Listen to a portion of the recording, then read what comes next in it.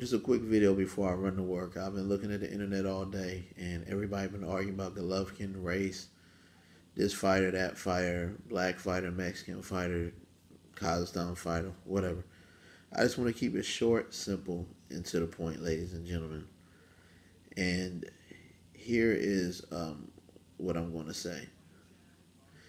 Golovkin is obviously going to fight Monterosian because, yes, he wants a victory. Because anybody who's been preparing for Canelo for that long is not going to wake up one day and be like, yeah, let me all of a sudden just fight an Andrade or a Charlo. You're going to need more time to prepare for somebody like that.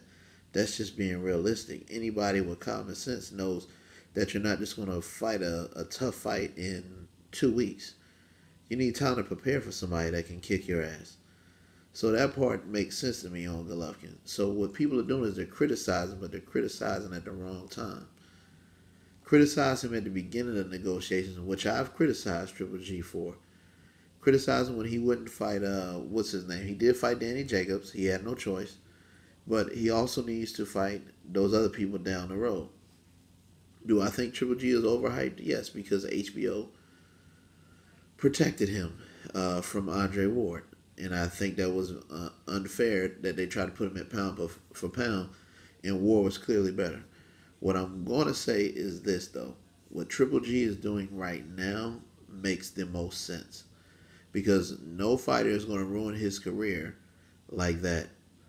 So I just want to make sure that everybody understands. I'm not totally agreeing with Triple G. I'm not disagreeing with all the boxing bloggers who say he needs to fight better competition. What I'm simply saying is that nobody with common sense is going to be prepared to fight a top-notch caliber opponent in 2 damn weeks. That's no. You can't prepare for an Andrade in 3 weeks. You can't prepare for a Charlo in 3 weeks after preparing for somebody else for a whole 6-7 weeks. Like, that's just not being fair. So after this, Triple G fights Canelo, and then he needs to start fighting his mandatories. And then after that, there will be no excuse. If he doesn't fight him or he loses to Canelo, then we know what the truth was.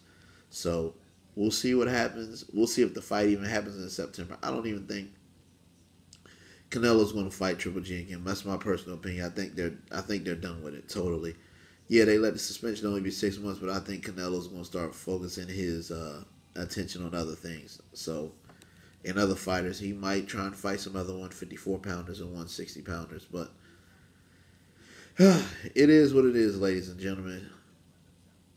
Focus on what makes sense. Don't focus on race. Don't focus on all the politics. Of course, Dan Rayfield and all these other people are going to be for Triple G and HBO because that's who they promote. It's common sense. The point is, any fighter with common sense is not going to fight a hard-ass fight and prepare for somebody in 3 weeks. And then somebody's arguing to be like, well, they only will have 3 weeks to fight him, so it'll be fair. Yeah, that's a good argument, but realistically, you got to promote, sell, and do whatever you need to do with the fight. If you're going to fight a Demetrius Andrade, that could be a really hyped fight, and that could make a lot of money.